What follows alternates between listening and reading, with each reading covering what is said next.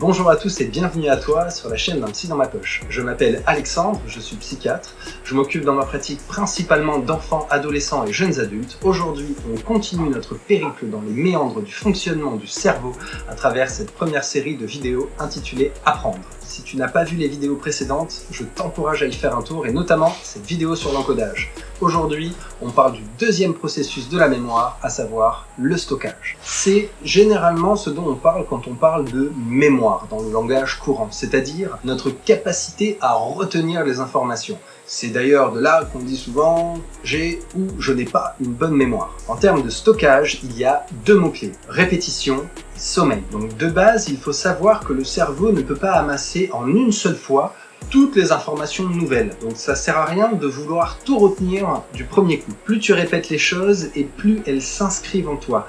L'idée, c'est de revoir les notions à des intervalles réguliers et de plus en plus espacés. Au début, tu peux faire des répétitions courtes, revoir une leçon le matin, le soir ou le lendemain. Dis-toi qu'à chaque fois que tu essayes d'apprendre quelque chose, tes neurones vont évoluer et créer des connexions pendant encore 5 heures après la fin de l'apprentissage. Donc, il faut leur laisser le temps. Plus tu vas connaître ton sujet et plus tu vas pouvoir espacer une semaine, un mois, une année, plus tu vas répéter, plus ces informations vont devenir évidentes pour toi. Hashtag mémoire sémantique. Le cerveau semble considérer qu'une information revue de manière régulière et de plus en plus espacée est une information utile pour lui. J'avais une prof au collège que j'aimais beaucoup et qui nous disait qu'il fallait que de toute manière, elle nous répète une information 7 fois avant qu'on la retienne parfaitement. C'est cette trame que j'ai décidé d'utiliser dans ma première année de médecine. C'est un petit peu ça que je vais te présenter sous forme d'un plan d'action qu'on pourrait appeler les 7 lectures. Tout d'abord, il faut essayer à chaque fois de te mettre dans les meilleures conditions possibles. C'est pour ça que je te renvoie à la vidéo qu'on a fait sur le stockage, avec notamment l'environnement, le timing et l'interactivité. Prenons l'exemple d'un cours. La première lecture peut être assez brève. Elle te permet de dégrossir ton sujet. Elle te donne la structure et les concepts importants. La deuxième lecture, elle, est plus longue et tu vas essayer d'approfondir les concepts et commencer à faire des liens entre eux. La troisième lecture dure à peu près autant de temps que la seconde, mais ça y est, tu commences à bien maîtriser ton cours et les concepts.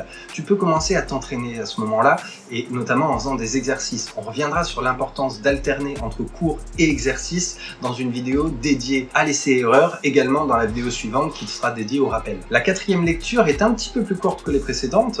Tu verras à ce moment-là que certains détails et les subtilités les plus fines de ton cours ont encore pu t'échapper. C'est là que tu viens les consolider et normalement, après la quatrième lecture, ton cours n'a plus aucun secret pour toi. Tu peux encore refaire des exercices à ce moment-là. Ces 4 premières lectures sont celles qui vont te permettre de maîtriser ton cours en profondeur. Elles se suivent d'assez près. La 5e lecture peut venir, par exemple, une semaine plus tard. Ça te permet de raviver les connaissances et de voir ce que tu as oublié entre-temps. Les 6e et 7e lectures peuvent venir des mois, voire des années plus tard. Et ce qui est contenu dans ce cours peut maintenant être considéré comme tes bases, tes connaissances générales. Tu peux te dire aussi une chose, c'est qu'à un moment, tu auras sûrement des examens prévus, des contrôles, des DST, le brevet, le bac. Les lectures 5, 6 et 7 sont en fait les révisions en vue de ces différents examens. Il y a aussi de fortes chances que les notions apprises dans ce cours servent pour les cours suivants. Ce sont autant de moments où tu reverras ces connaissances. Bien sûr, c'est une trame générale. Certains cours rentreront plus facilement, d'autres te donneront un petit peu plus de fil à retordre. Il est donc important que tu arrives petit à petit à évaluer ton niveau sur telle ou telle leçon, ou telle connaissance, pour savoir s'il faut en remettre une couche ou au contraire t'arrêter avant. Une fois de plus, c'est hyper important que tu expérimentes ça par toi-même et que tu crées ta propre méthode. Alors surtout, n'hésite pas à m'en parler en commentaire. Alors, on va maintenant présenter quelques outils. J'entends beaucoup d'ados qui me disent qu'ils ont besoin de recopier leur cours pour l'apprendre. Je pense que c'est une perte de temps.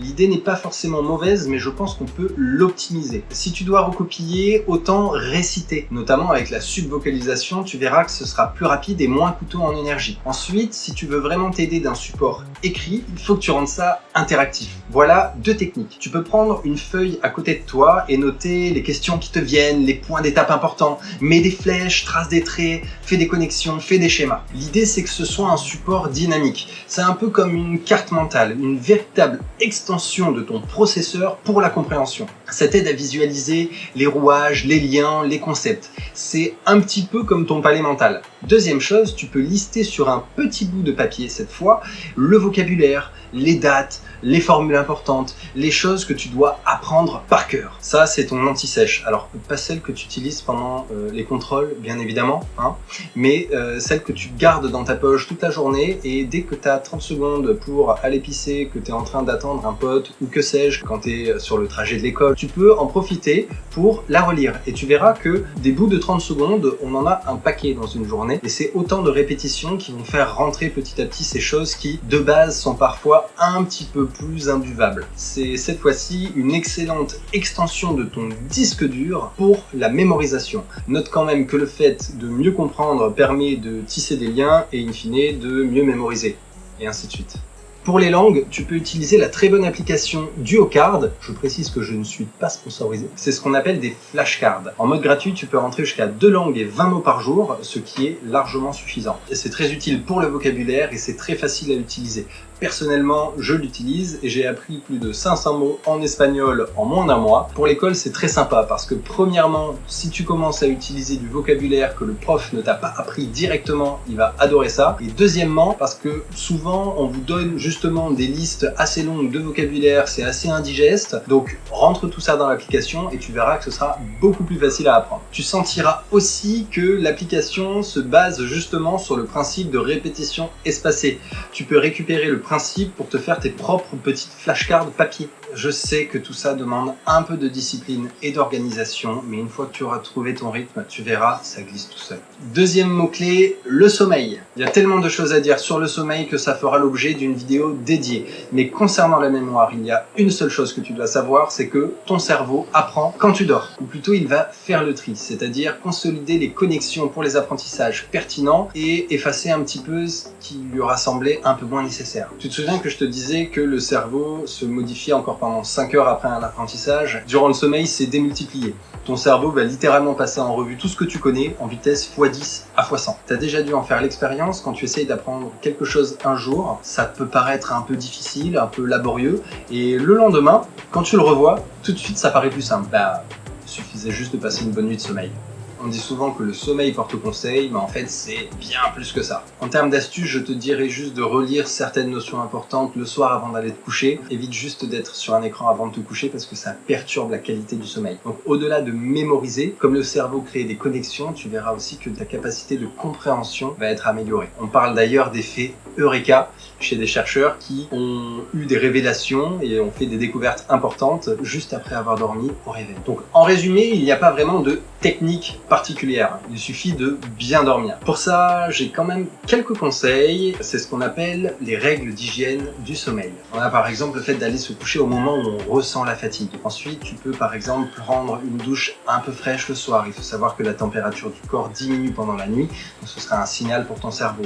Tu peux aussi faire attention à manger au moins 2 heures avant d'aller te coucher pour pas t'endormir sur la digestion. Tu peux aérer un petit peu ta chambre. De manière générale, tout ce qui va constituer des rituels pour toi vont te permettre de t'endormir dans de meilleures conditions. Donc n'hésite pas à avoir aussi ce qu'on appelle une activité calme, un temps de lecture, de discussion tranquille, tu peux peut-être écouter un petit peu de musique, voilà. Il faut savoir que pour le sommeil et ce qu'on appelle le rythme veille-sommeil, ton cerveau va beaucoup se baser sur des éléments de l'environnement, au premier rang desquels la lumière. Donc ça aussi le soir, si tu peux avoir des variateurs de lumière pour baisser un petit peu la lumière artificielle, ça peut être des bonnes indications pour ton cerveau qu'il est temps d'aller dormir. Je rajouterai quand même à cette liste un truc que j'appelle la vidange mentale. L'idée de ne pas faire 2 choses en même temps s'applique aussi pour le sommeil. Il faut éviter d'essayer de s'endormir alors que ton cerveau turbine à 100 à l'heure en pensant à tout ce que tu as fait, tout ce que tu n'as pas fait, ou tout ce que tu as à faire. Prends donc 10 minutes le soir avant de te coucher pour noter sur une feuille toutes les choses qui te viennent en tête. Elles arrêteront de tourner en boucle. Personnellement, je me mettais un petit peu de musique le soir, j'en profitais pour